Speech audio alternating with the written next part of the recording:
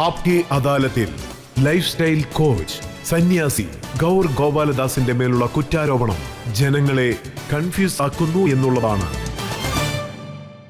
താങ്കളുടെ വാക്കുകൾ കേൾക്കുമ്പോൾ എനിക്കും അങ്ങനെ ഒരു കൺഫ്യൂഷൻ ഇടയ്ക്ക് ആകാറുണ്ട്. താങ്കളുടെ പേരിൽ തന്നെ ഒരു കൺഫ്യൂഷൻ ഉണ്ടല്ലോ. ഗോറാന്ന് കേട്ടിട്ടുണ്ട്, ഗൗരിന്ന് കേട്ടിട്ടുണ്ട്. ഈ ഗൗറെന്ന് വെച്ചാൽ എന്താണ്? ജനങ്ങൾ പറയുന്നത് ഗോർ മട്ടൽ ദാസ് എന്ന് വെച്ചാൽ നന്നായിരിക്കുമെന്നാണ്.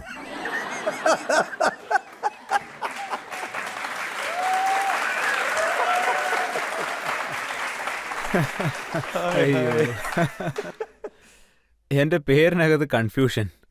ജനങ്ങൾ എനിക്ക് എത്രമാത്രം പേരാണ് ഇട്ടിട്ടുള്ളതെന്ന് അറിയാവോ നിങ്ങൾക്ക്? ഈയിടെയായി പുതിയതായി ഒന്ന് ആഡ് ചെയ്തിട്ടുണ്ട്, ഗൗരവ് ഗോപാൽ ദാസ്. അത് കേൾക്കാനെങ്കിലും കുറച്ച് സുഖമുണ്ടെന്ന് വയ്ക്കാം. പക്ഷേ വേറൊരു മഹാൻ എനിക്കിട്ട പേര് ഗൂഗിൾ ഗോപാൽദാസ് എന്നാണ്. പിന്നെ വേറൊരു പേര് വന്നത് ചിൽ സ്വാമിജി എന്നത്. ചിൽ സ്വാമിജി. പിന്നെ വേറെ ആരോ എഴുതിയത് കണ്ടു, പൻവാലെ ബാബ എന്ന്. എപ്പോഴും സാഹിത്യഭാഷയിൽ സംസാരിക്കുന്നു എന്ന്. ഇതുപോലെ വെറൈറ്റി ആയിട്ടുള്ള പേരുകൾ എനിക്ക് ഇട്ടുകൊണ്ടേയിരിക്കുകയാണ്. പിന്നെ ഞാൻ ഒരുപാട് തവണ പറഞ്ഞിട്ടുണ്ട് ഈ പേരിലൊക്കെ എന്ത് കാര്യമുള്ളത്. ഒരു അമേരിക്കൻ കപ്പിളുണ്ടായിരുന്നു, ഹസ്ബൻഡ് അമേരിക്കൻ, വൈഫ് ഇന്ത്യൻ. അപ്പോൾ ഭാര്യ ഭർത്താവിനോട് ചോദിച്ചു, നമുക്ക് ജനിച്ചിരിക്കുന്ന ഈ 2 കുട്ടികൾക്കും അവർ രണ്ടുപേരും ട്വിൻസാണ്, ഇരട്ട കുട്ടികൾ, രണ്ടുപേരും ആൺകുട്ടികൾ, എന്ത് പേരാ ഇടുക എന്ന്.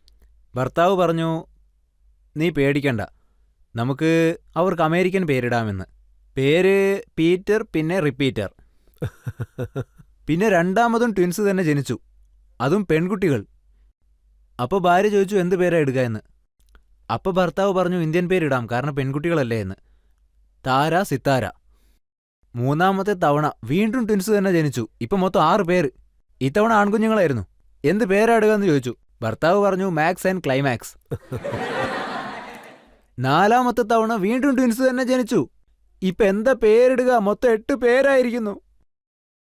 ഭർത്താവ് പറഞ്ഞു സ്റ്റോപ്പ് ആൻഡ് ഫുൾ സ്റ്റോപ്പ്. ഇതിലും കൂടുതലൊന്നും നമ്മളെ കൊണ്ട് പറ്റില്ല എന്ന്. അതുകൊണ്ട് ഞാൻ ഒരുപാട് തവണ പറഞ്ഞിട്ടുണ്ട് പേരിലൊക്കെ എന്ത് കാര്യമുള്ളത് എന്ന്. ഞാൻ എപ്പോഴും പറയാറുണ്ട്, നമ്മൾ ജനിച്ച് വീഴുമ്പോൾ നമ്മുടെ കൂടെ ജീവശ്വാസം മാത്രമേ ഉണ്ടാവുകയുള്ളൂ, പേരുണ്ടാവില്ല. ആരെങ്കിലും പേരിനോടൊപ്പം ജനിച്ചിട്ടുണ്ടോ? എൻ്റെ പേര് അബ്രഹാം ആണെന്ന്, അല്ലെങ്കിൽ എൻ്റെ പേര് വിശാലാണെന്നും പറഞ്ഞ്. നമ്മൾ ജനിച്ച് വീഴുന്ന സമയത്ത് നമ്മൾ ജീവശ്വാസത്തോടെ മാത്രമേ ജനിക്കുന്നുള്ളൂ, പേരിൻ്റെ കൂടെയല്ല. എന്നാൽ നമ്മൾ മരിക്കുമ്പോൾ പേര് മാത്രം അവശേഷിക്കുന്നു, നമ്മുടെ ജീവശ്വാസം അവശേഷിക്കുന്നില്ല. അങ്ങനെയല്ലേ? അതുമാത്രമല്ല, ഈ ജീവശ്വാസത്തിൻ്റെയും പേരിൻ്റെയും ഇടയിലുള്ള ഒരു യാത്രയാണ് ജീവിതമെന്ന് പറയും. The journey between breath and name is called life. അതുകൊണ്ട് ഞാൻ ഈ ജീവശ്വാസത്തെയും വലുതായിട്ട് എടുക്കുന്നില്ല, പേരിനെയും വലുതായിട്ട് എടുക്കുന്നേയില്ല. ഈ ജീവശ്വാസത്തിൻ്റെയും പേരിൻ്റെയും ഇടയിലൊരു പ്രവൃത്തിയുണ്ടല്ലോ, അതിനെ മാത്രമേ ഞാൻ വലുതായിട്ട് എടുക്കുന്നുള്ളൂ. കാരണം ഞാൻ എന്ത് ജോലിയാണോ ചെയ്യുന്നത്, ആ ജോലിയാണ് എൻ്റെ പേര് രൂപപ്പെടുത്തുന്നത്. ആ ജോലിയിലും കൺഫ്യൂഷൻ ഉണ്ടല്ലോ. താങ്കൾ കോളേജിൽ പഠിക്കുമ്പോൾ സിംഗർ ആകണമെന്ന് ആഗ്രഹിച്ചിരുന്നു. താങ്കൾ കോമ്പറ്റീഷനിൽ പോയിരുന്നു, പാട്ട് പാടിയിരുന്നു. ജഡ്ജസ് ആണെങ്കിൽ പൊട്ടിയ മുളയുടെ സൗണ്ട് പോലെ ഉണ്ടെന്ന് പറഞ്ഞു. അതെ, ശരിയാണ്. ജോലിയിലും കൺഫ്യൂഷൻ ഉണ്ടായിട്ടുണ്ട്. നിങ്ങൾ എത്ര പേർ ഇവിടെ പ്രണയിച്ചിട്ടുണ്ട്? ആഹാ, ഇത് ഒരുപാട് പേരുണ്ടല്ലോ. എത്ര പേർക്ക് ഒരേ സമയം ഒരുപാട് പേരോട് പ്രണയം തോന്നിയിട്ടുണ്ട്? ദേ അവിടെ നോക്കിക്കേ, ഒരു പയ്യൻ കൈ ഉയർത്തുന്നു. ആ പയ്യന്റെ ധൈര്യം നോക്കിക്കേ, അവൻ കൈ പൊക്കി, അവനൊരു കൈയടി കൊടുക്കുന്നേ. അവൻ ബൈസെപ്സ് കാണിക്കുന്നുണ്ടോ? ഞാൻ ഒരുപാട് തവണ പറഞ്ഞിട്ടുണ്ട്, you know what the height of flirting is? The height of flirting is writing a love letter and save it to whom so ever it may concern. അത് ആർക്കാണെന്ന് തന്നെ അറിയില്ല. ഞാൻ എന്താ പറയുന്നതെന്ന് വെച്ചാ, ഒരാളുടെ കൂടെ നമ്മൾ റിലേഷൻഷിപ്പിലായാൽ നമ്മളുടെ ബ്രെയിന് അത് ഒരുപാട് തവണ ചിന്തിച്ച് നോക്കും. ആൺകുട്ടികൾക്ക് പെൺകുട്ടികളോട് ആകർഷണം തോന്നും, പെൺകുട്ടികൾക്ക് ആൺകുട്ടികളോടും തോന്നും. ഇവരെ കാണാൻ നല്ല സൗന്ദര്യമുണ്ടല്ലോ, പക്ഷേ ബുദ്ധിയില്ലാന്ന് തോന്നുന്നു. പക്ഷെ ഇവർക്ക് നല്ല ബുദ്ധിയുണ്ട്, പക്ഷേ കാണാൻ അത്ര പോരാ. പിന്നെ ഇതിന് ബുദ്ധിയുമുണ്ട്, സൗന്ദര്യമുണ്ട്, പക്ഷേ കയ്യിൽ പണമില്ല. പക്ഷെ ഇവർക്ക് എല്ലാം തന്നെയുണ്ട്, പക്ഷേ ഫാമിലി സമ്മതിക്കുന്നില്ല. ഇതുപോലെ ഒരുപാട് ഓപ്ഷനുകളുണ്ടാവും അല്ലേ? നിങ്ങൾ ഈ ഓപ്ഷനുകളെ എല്ലാം തന്നെ അനലൈസ് ചെയ്തുകൊണ്ടേയിരിക്കും. അവസാനം എന്താ സംഭവിക്കുക? എവിടെയാണോ ഹൃദയം തുടിക്കുന്നത് അവിടെ നിങ്ങൾ നിങ്ങളുടെ ജീവിതം സമർപ്പിക്കും. പക്ഷെ തലയിൽ ഒരുപാട് അനലൈസിസുകൾ നടക്കും. അവൾക്കാണ് സൗന്ദര്യം കൂടുതൽ, അവനാണ് സൗന്ദര്യം കൂടുതൽ, അവളുടെ കയ്യിൽ പണമുണ്ട്, അവൻ്റെ കയ്യിൽ പണമുണ്ട്, അങ്ങനെ ഒരുപാട്.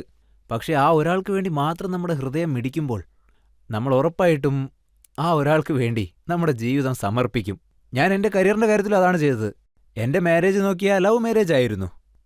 ഇവരെങ്ങനെയാണോ പെൺകുട്ടികളെ കാണുന്നത്, ഞാൻ അതുപോലെ എൻ്റെ എല്ലാ ഓപ്ഷനുകളും നോക്കി. ഇത് നന്നായിട്ടുണ്ട്, അതിൽ ഇത് നന്നായിട്ടുണ്ട്, പിന്നെ ആ കാര്യം ശരിയാവില്ല, ഇത് നന്നായിട്ടുണ്ട്, ഈ കാര്യം എനിക്ക് നന്നായി ചെയ്യാൻ പറ്റും, ഇതെനിക്ക് ചെയ്യാൻ പറ്റില്ല, ആ കാര്യവും ചെയ്യാൻ പറ്റില്ല, പിന്നെ ഈ കാര്യം നന്നായിട്ട് ചെയ്യാൻ പറ്റും, പിന്നെ അതും ചെയ്യാൻ പറ്റും. അങ്ങനെ എൻ്റെ ഹൃദയം പെട്ടെന്ന് മിടിക്കാൻ ആരംഭിച്ചു. കണ്ണും നോക്കി, ഹൃദയം തുടിച്ചു, അങ്ങനെ പ്രണയത്തിലായി. അങ്ങനെ ഞാൻ ഇത് തന്നെ ചെയ്യണമെന്ന് തീരുമാനിച്ചു. ഇപ്പം ഞാനിവിടെ ചെയ്തുകൊണ്ടിരിക്കുന്നത് എൻ്റെ ലവ് അഫെയർ ആണ്. Successful love affair. ഇത്രയും കാലം നന്നായിട്ട് തന്നെ പോകുന്നു. ഇതുവരെ 30 വർഷമായി. ഇനിയും ഇങ്ങനെ തന്നെ പോകും. താങ്കൾക്ക് എന്റെ ആശംസകൾ. താങ്കളുടെ കരിയറിൽ 30 വർഷമായി. Thank you. Same to same. പക്ഷെ താങ്കൾ ഇസ്കോമിലാണ് ഉള്ളത്. കാവി വസ്ത്രം ധരിച്ചിരിക്കുന്നു, സന്യാസിയാണ്, ചന്ദനമൊക്കെ പൂശിയിട്ടുണ്ട്. പക്ഷെ സമ്പാദിക്കുന്നതിലാണ് പ്രധാന ഇൻട്രസ്റ്റ്.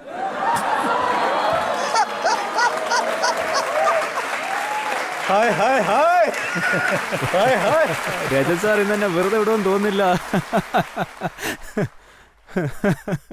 ഒരുപാട് വർഷങ്ങൾക്ക് മുന്നേ എൻ്റെ ഒരു വീഡിയോ വല്ലാതെ വൈറലായി. ആ വീഡിയോ ഞാനൊരു ടോക്കിൽ, അതായത് ഒരു യൂത്ത് പ്രോഗ്രാമിൽ സംസാരിക്കുന്നതിനെ പറ്റിയായിരുന്നു.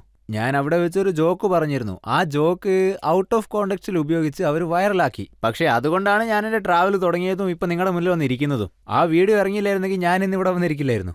ആ വീഡിയോയിൽ ഞാൻ എന്താ പറഞ്ഞതെന്ന് വെച്ചാൽ, ഒരുപക്ഷെ ഒരു സ്കൂൾ ടീച്ചർ ജീവിതകാലം മുഴുവൻ സമ്പാദിച്ചാലും നിങ്ങളെക്കൊണ്ട് എത്ര പണം സമ്പാദിക്കാൻ പറ്റും?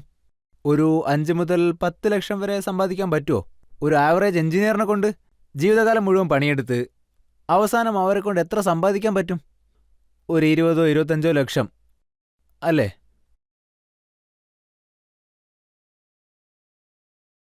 ഇത് ഞാൻ പറഞ്ഞതല്ല. അതുകൊണ്ടാണ് പറയുന്നത്, choose your career wisely guys.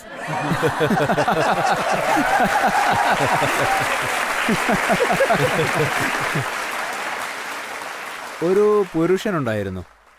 ഒരു 20-25 വയസ്സുണ്ടാവും. 80 വയസ്സുള്ള ഒരു സ്ത്രീയെ വിവാഹം കഴിച്ചു. 25 got married to 80 years old. അപ്പോൾ അവൻ്റെ ഒരു കൂട്ടുകാരൻ ചോദിച്ചു, എടാ നിനക്ക് 25 വയസ്സായതേ ഉള്ളൂ, അവർക്കാണെങ്കിൽ 80 വയസ്സ്, അവർ ഭയങ്കര പണക്കാരിയാണ്, എന്നാലും നീ അവരുടെ അടുത്ത് എന്താ കണ്ടതെന്ന് ചോദിച്ചു. അതിനവൻ മറുപടി പറഞ്ഞു, ആദ്യം അവരുടെ ഇൻകം, പിന്നെ അവരുടെ അവശേഷിക്കുന്ന ദിനങ്ങൾ. ഇത് നോക്കിയിട്ടാണ് ഞാൻ കല്യാണം കഴിച്ചതെന്ന് പറഞ്ഞു. താങ്കളെക്കാൾ പ്രശസ്തനാണ് ബാബ ബാഗേശ്വർ. അതെ സർ. അദ്ദേഹം കാവ്യ വസ്ത്രം ധരിച്ചില്ല. കിളിശാസ്ത്രം പറഞ്ഞ് അദ്ദേഹം കോടിക്കണക്കിന് സമ്പാദിച്ചു. അതെ. താങ്കൾ റീൽസിൽ ചുരുങ്ങിപ്പോയി. അതെ.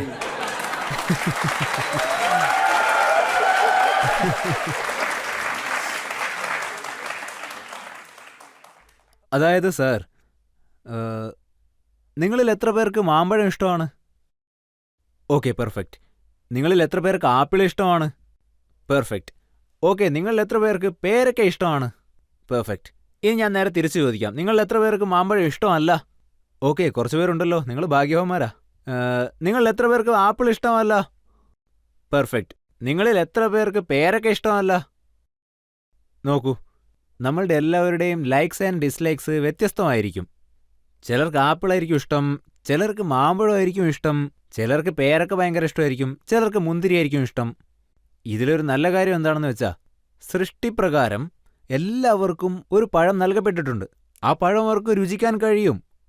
ആ പഴം കൊണ്ട് കിട്ടുന്ന നറിഷ്മെന്റ് അത് എൻജോയ് ചെയ്യാൻ പറ്റും. അതിലൂടെ എനർജി കിട്ടും. അതുപോലെ സമൂഹത്തിൽ ഒരുപാട് വ്യത്യസ്തങ്ങളായ പഴങ്ങളുണ്ട്. ഓരോ പഴത്തിന്റെയും USBയും വ്യത്യസ്തമായിരിക്കും.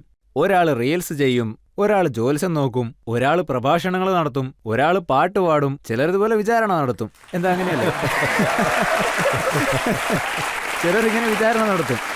അതായത് പൊതുവെ സന്യാസിയായിട്ട് മാറുന്നവരെ കുറിച്ച് ജനങ്ങൾ പറയുന്നത് എന്താണെന്ന് വെച്ചാൽ, അവർക്ക് മായാജാല വിദ്യ അറിയാം. അത് സത്യമാണ്. അതെ, തീർച്ചയായും. അപ്പൊ താങ്കൾ ബോംബെ സ്റ്റോക്ക് എക്സ്ചേഞ്ചിൽ എന്ത് പഠിപ്പിക്കാനാ പോയത്?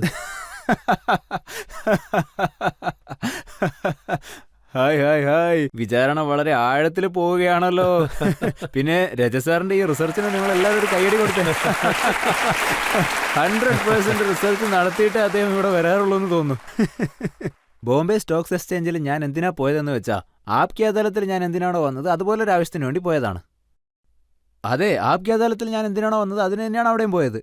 ഞാൻ എവിടെയൊക്കെ പോയാലും അവിടെ സംസാരിക്കാനുള്ളൊരു വിഷയം ഉണ്ടാവും. കോളേജിൽ പോയാൽ അതിനെപ്പറ്റി സംസാരിക്കും.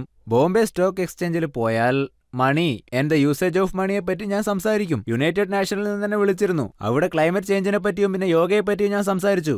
എവിടെയൊക്കെ പോയാലും ഏത് രാജ്യത്തായാലും അതിനനുസരിച്ചുള്ള വേഷം പിന്നെ സംസാരവും നമ്മൾ നടത്തിയേ തീരൂ. അതുകൊണ്ടാണ് ബോംബെ സ്റ്റോക്ക് എക്സ്ചേഞ്ചിൽ പോയത്. ഇപ്പോൾ താങ്കളുടെ കാര്യത്തിൽ എന്താ സംഭവിച്ചെന്ന് വെച്ചാൽ IIT പാസ്സായ ധാരാളം പേർ, IMC പാസ്സായവർ, മൈക്രോസോഫ്റ്റിൽ ജോലി ചെയ്യുന്നവർ, അവരൊക്കെ എന്താ കരുതുന്നത് വെച്ചാൽ സന്യാസിയായിട്ട് മാറിയാൽ എന്താണെന്നാണ്. സന്യാസിയായ കുറെ പണവും സമ്പാദിക്കാമല്ലോ.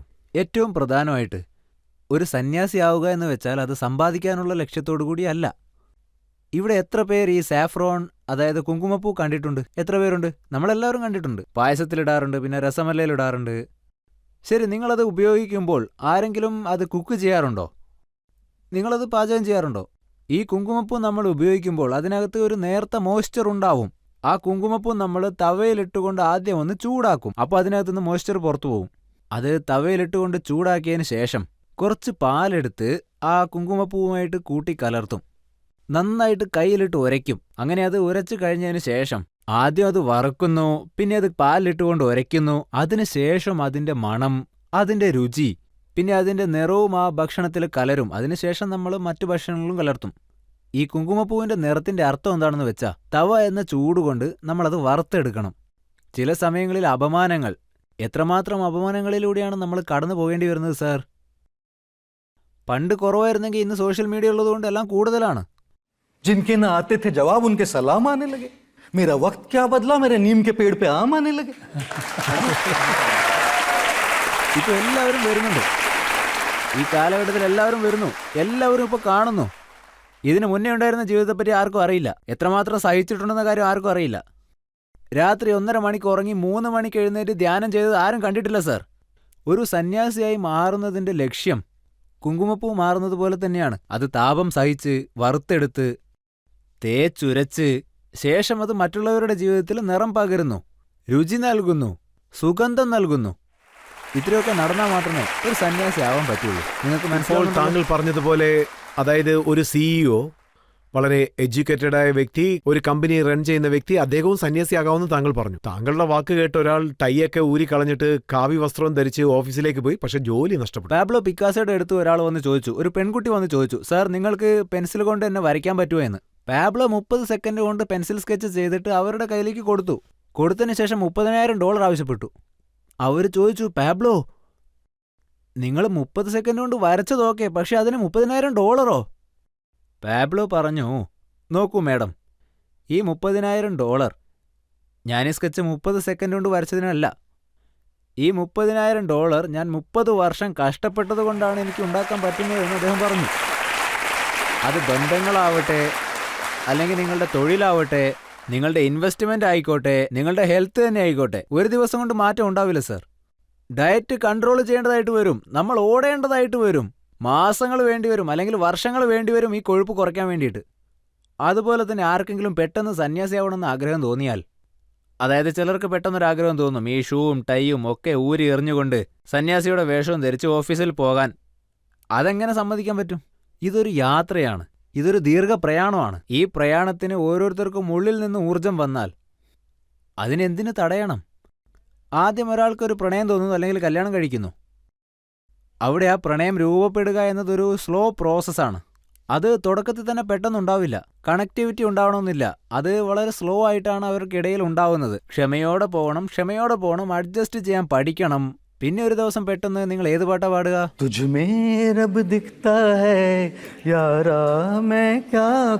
പക്ഷെ നിങ്ങൾ എവിടെ നിന്ന് തുടങ്ങിയത്? പതിയെ പതിയെ മാത്രമേ പ്രണയം തുടങ്ങുകയുള്ളൂ. ആദ്യ ദിവസം തന്നെ ദൈവദർശനം കിട്ടുകയില്ല.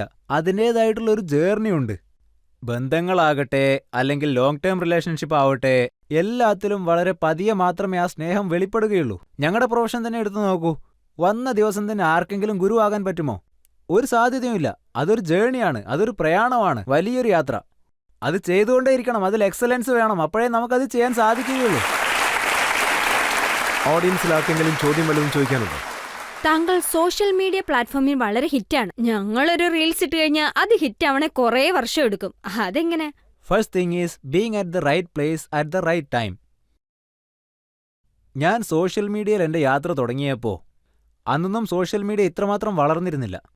അന്നൊന്നും സോഷ്യൽ മീഡിയ ഇൻഫ്ലുവൻസേഴ്സും ഇത്രമാത്രം ഇല്ലായിരുന്നു. അതുകൊണ്ട് തന്നെ സോഷ്യൽ മീഡിയയുടെ ഗ്രോത്ത് അന്ന് വളരെ വലുതായിരുന്നു ഇന്നത്തേതിനേക്കാൾ കമ്പയർ ചെയ്ത് നോക്കുമ്പോൾ. അതുകൊണ്ട് ഞങ്ങൾ പെട്ടെന്നൊരു സുപ്രഭാതത്തിൽ വളർന്നതാണെന്നൊക്കെ പറയുന്നത് ഒരു വലിയ തെറ്റാണ്. We were at the right place at the right time and it helped us. ശരിയല്ലേ?